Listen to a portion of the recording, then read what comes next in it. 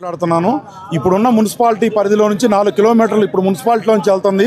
ఇప్పుడు జిల్లా head quarter అయింది. మొత్తం ఇప్పుడు వేసే రింగ్ అంతా కూడా ఇది రోడ్డు పనికిరాదు. ఇది 4 ఇయర్స్ తర్వాత అసలు పనికిరాదు ఈ రోడ్డు. రైతులు ఇప్పుడు ఎకరం 5 నుంచి 7 కోట్లు ఉంది ఎకరం. ఇది ఈ కావాలని నలుగురు రియల్ ఎస్టేట్ వ్యాపారస్తుల కోసం ఈ రోడ్డు వేస్తున్నారు. ఈ రోడ్డు అలైన్మెంట్ మారవాలని మా రైతుల కోరిక. అది గ్రామం అండి, నర్సరావుపేట మండలం, జొన్నలగడ్డ గ్రామం, పల్నాడు జిల్లా. 167A అని ఒక నేషనల్ హైవేని ఓడరేవు నుంచి హైదరాబాద్ కనెక్షన్కి ఒక వేస్తున్నారు.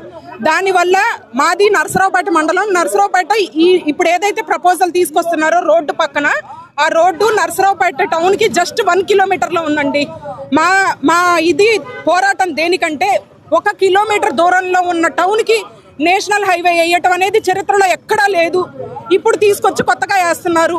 మాకు తెలిసిన విషయం ఏంటంటే ఈ 167A హైవే లైన్కి మూడు దారులు ప్రపోజల్ చేశారు సెంట్రల్ గవర్నమెంట్ నుంచి.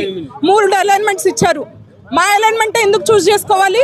ఇంకొక అలైన్మెంట్లో చూస్ చేసుకోవచ్చు కదా. మా పోరాటం అంతా ఒక టౌన్కి, ఇది జిల్లా హెడ్ క్వార్టర్ అండి. పల్నాడు జిల్లాకి హెడ్ క్వార్టర్ నర్సరావుపేట పక్కన జొన్నలగడ్డ 1 కిలోమీటరేనండి తేడా.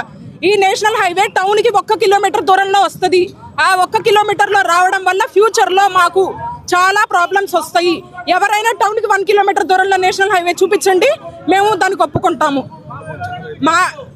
ఇక్కడ ఈ గ్రామాలు, ఈ చుట్టుపక్కల ఉన్న గ్రామాల్లో ఉన్న రైతులందరూ కష్టపడి సేద్యం చేసుకొని సంపాదించిన పొలాలు. మాకంటూ ఫ్యూచర్, మేము మా తల్లిదండ్రులు ఎంతో కష్టపడి చెమటోర్చి భూమి మీద వేసి సంపాదించిన పొలాలు.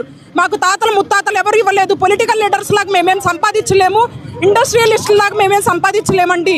మేము పొట్టకూటి కోసం రైతు వ్యవసాయం చేసుకొని, మా తండ్రి గారు ఆయన 10 సంవత్సరాల నుంచి, వాళ్ళు ఆయనకు 60 ఏళ్ళు, 50 సంవత్సరాల నుంచి వ్యవసాయం చేసి కష్టపడి సంపాదించి ఆ పొలం కూడబెట్టారు మాకు ఈరోజు.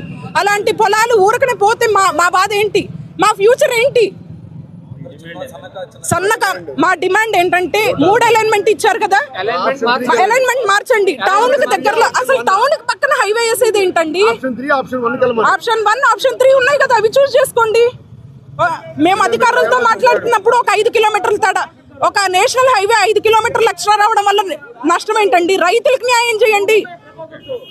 500 కోట్లు పోగొడతారండి దీనివల్ల రైతులకు ఇబ్బంది.